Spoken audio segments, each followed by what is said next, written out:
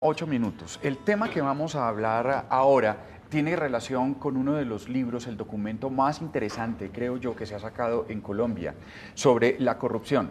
Se había escrito sobre corrupción en determinados puntos, pero creo que nunca un trabajo tan juicioso como este que hace Luis Jorge Garay Salamanca y Eduardo Salcedo Albarán sobre la corrupción, los intestinos, cómo funciona, cómo se incrusta en el Estado, de tal manera que hoy, esta sí es mi opinión, creo yo que el gran problema de Colombia, más que falta de recursos, más que un problema incluso de violencia, es el problema de la corrupción. Ojo, la violencia está ligada con la corrupción porque una de las causas de la violencia es precisamente que los recursos no se han distribuido equitativamente, básicamente por la corrupción.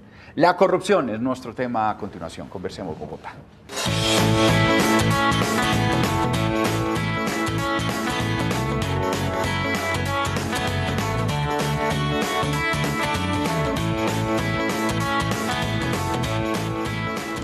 Bueno, Luis Jorge Garay es una figura muy conocida dentro del mundo de la economía, es un investigador social, ha sido asesor de varios ministerios, ha participado en un sinnúmero de investigaciones académicas y es realmente una de las figuras más autorizadas para hablar la relación de economía con otros aspectos y en este caso se le metió a la corrupción. Luis Jorge, bienvenido. Muchas gracias, Mauricio, por su oportunidad. Bueno, Luis Jorge, en este libro usted dice una cosa, antes estábamos acostumbrados a la corrupción de pequeños billetes en el mundo, sobre todo de la política y en el mundo de las provincias y la política también bogotana, pero digamos en un sentido más pequeño. Esa corrupción ya no es nada a comparación de la gran corrupción de la que somos víctimas ahora con transnacionales y con transacciones que no dejan huella.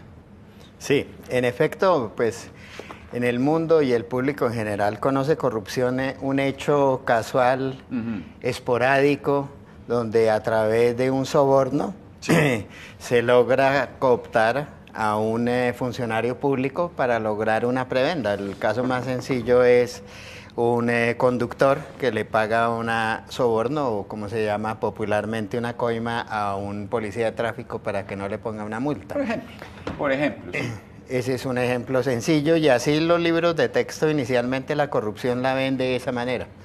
Sin embargo, nosotros con múltiples investigaciones que hemos realizado no solo en Colombia sino en el mundo, hemos visto que la corrupción ha atravesado ya en los últimos 30 años 4 estadios. Y el estadio en el que encontramos hoy es muy diferente a la corrupción básica. Primero, es un sistema.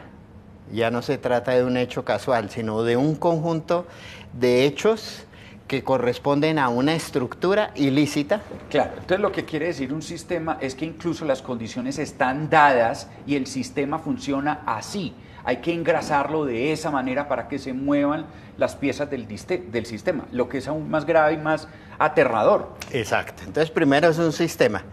Segundo, y es algo muy novedoso y clave, es que hay una confluencia de intereses corporativistas, o sea, de las grandes corporaciones multinacionales, con un carácter de operación transnacional que va desde el hecho corrupto en un país al blanqueo de capitales y el testaferrato a través de compañías offshore alrededor del mundo, promovido por una alianza entre el poder político y el poder económico. Ahora bien, lo que usted está diciendo es un asunto que atenta incluso contra las reglas básicas de los sistemas del capitalismo, si quiere. Porque ya no gana el que presente el mejor proyecto para construir, diga usted, una ruta del sol, por ejemplo, sino el que pague más, sea bueno o sea eficiente o no. ¿Sí? Correcto. Entonces, en ese caso, es un atentado mismo contra nuestro sistema de economía. Sí, aquí el caso más tal vez claro es el de Lavallato en Brasil, donde 12 empresas más importantes constructoras de Brasil, en alianza con todos los partidos y movimientos políticos, a través de la financiación electoral, se logró cooptar las directivas de las principales empresas estatales y semiestatales como Petrobras y se cooptó el proceso de licitación para que todas las licitaciones durante un periodo de 8 años fueran a favor de esas 12 empresas que se cartelizaron y se repartían los contratos con amplios sobrecostos, a tal punto que los daños sociales de ese esquema por sobrecostos equivalen más o menos al 15 o 20% del valor de los contratos, en tanto que los sobornos solo el 4%, que lleva a una conclusión aún más dramática, Mauricio, es que si usted no logra confiscarle activos y patrimonio a los corruptores, o sea, las corporaciones corruptoras, los daños sociales nunca se van a reparar y los corruptores van a enriquecerse. Daños sociales y daños morales también. Exactamente. ¿Cierto? Porque de qué manera le puede decir usted, no, al conductor que soborna con 50.000 pesos a un funcionario, cada vez menos, pero digamos en tránsito, ¿sí? Sí, por el otro lado, tenemos una corrupción que está incrustada dentro de los altos poderes del Estado, que es lo que estamos viendo. Que es tanto del Estado como del sistema corporativo, o sea, de las grandes empresas privadas. No todas, por supuesto. Obviamente hay empresarios y empresas que actúan perfectamente acorde a la ley, pero hay un conjunto de empresas... ¿Y les va bien? Y entonces tienen un gran problema, que no les va tan bien. enfrentan unas condiciones de competencia desleales, inequitativas y que por lo tanto no pueden obtener las tasas de ganancia más adecuadas para acumular el capital. Bueno, pero es que yo también, y usted lo menciona en algún punto, tiene que ver con la soberanía de los estados.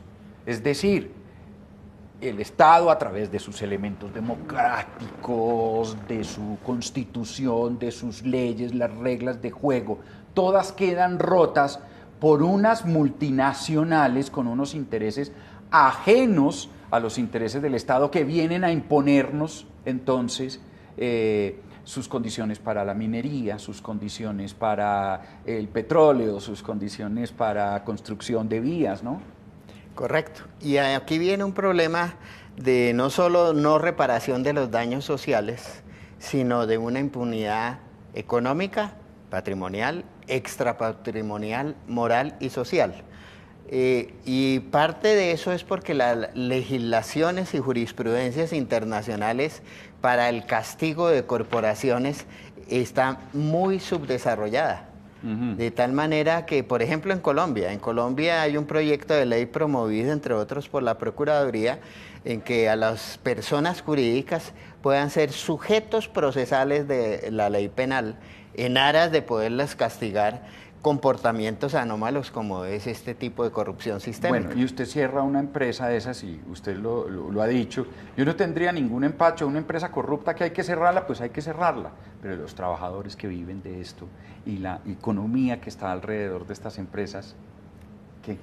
Sí, ese es otro costo, pero lo que no podemos es que en aras de poder salvar algunas empresas puntuales, la sociedad se tenga que doblegar y el Estado en aras de unas conductas ilícitas que van contra el interés colectivo. Por ejemplo, salvar los bancos, que todos nos pongamos en esa dinámica de tenemos que salvar un banco porque si no, y entonces de esa manera, es que la disyuntiva es muy difícil, la que nos pone la corrupción.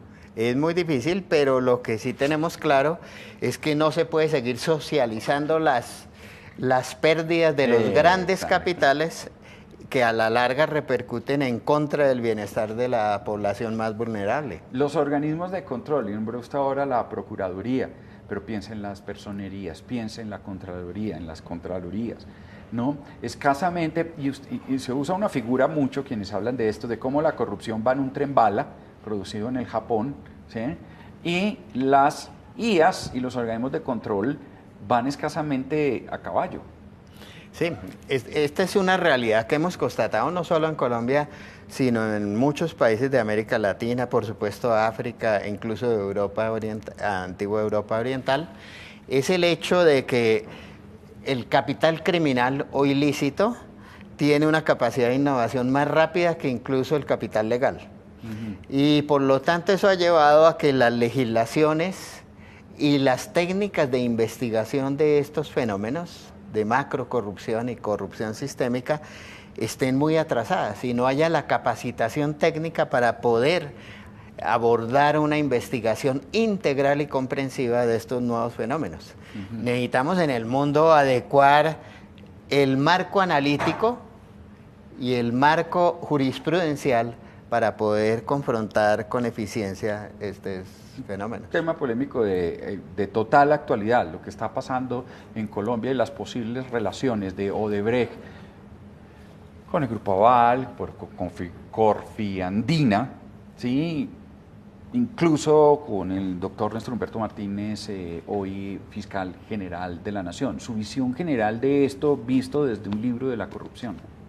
Sí, el problema ahora es que en la medida que el capital corporativo, capitales legales, supuestamente, entran en una dinámica sistemática de aprovechamiento de su lugar en la estructura del poder económico y político para favorecer sus intereses egoístas en detrimento de los intereses de la colectividad, pues empieza a verse una cantidad de zonas grises entre lo legal e ilegal, que hoy los códigos penales no lo castigan abiertamente como ilícito o criminal, pero que tienen unas perversas consecuencias sobre los intereses de la sociedad en su conjunto.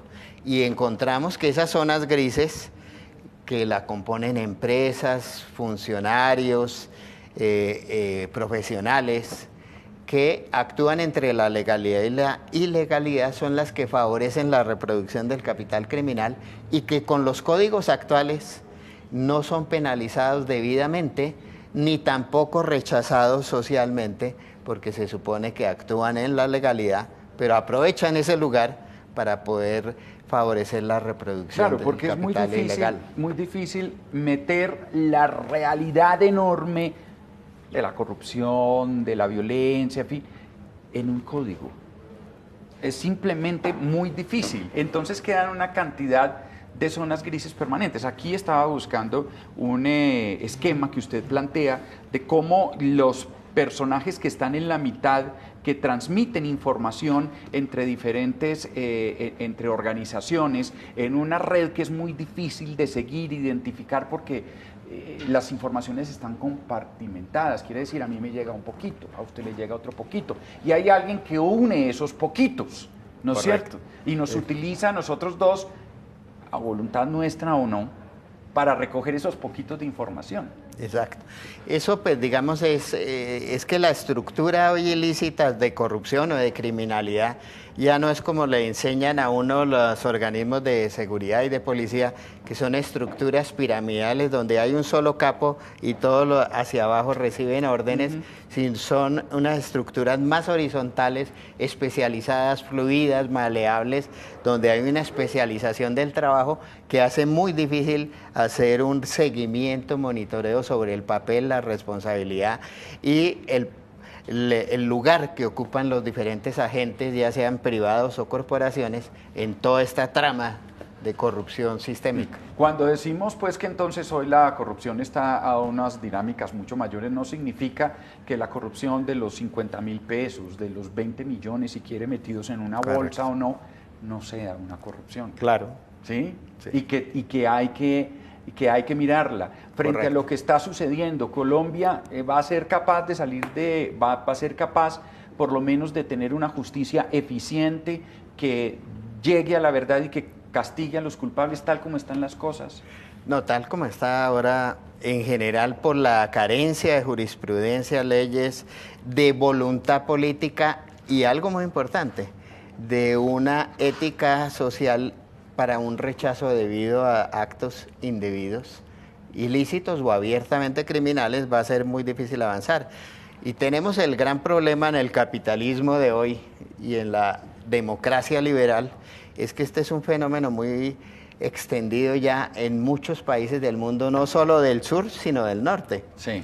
Y por lo tanto esto requiere una cooperación internacional en la transformación de cómo enfrentar y confrontar este nuevo fenómeno. Porque mientras eso, los paraísos fiscales ya se han, estilizado a tal manera, porque antes uno decía en tal isla, en tal país, seguramente no, hay dineros que entran, dineros ilícitos, pero ahora a través de un código QR, usted y yo hacemos una transacción, y esa transacción se diluyó en la nada, en la nube, ¿no? Con las criptomonedas. Las criptomonedas. Por ejemplo, ese es ya un problema muy serio, porque seguirle, rastrear el flujo de los dineros transnacionalmente se hace cada vez más difícil. Entonces eso favorece mucho el lavado de dinero, el blanqueo de capitales. Pues ahí está, este libro, la dinámica de esta corrupción que los profesores Garay y Salcedo dicen que son sistemáticas, que son estructurales, que hacen parte del funcionamiento del Estado, que se meten como un cáncer, de tal manera pues que atacar el cáncer atacaría el hígado o atacaría los pulmones y nos mataría. ¿Cómo vamos a hacer para atacar esa estructura o para, utilizando las palabras de un gran estadista colombiano, reducir la corrupción a sus justas proporciones, maestro? Como decía, alguna vez lo dijo Turbay, ¿no? Turbay Ayala, sí, señor. Ayala. Maestro, muchas gracias. A usted muchas gracias, Mauricio, muy amable. Muy amable. Ahí está, este recomendado también, el gran libro de la corrupción en Colombia.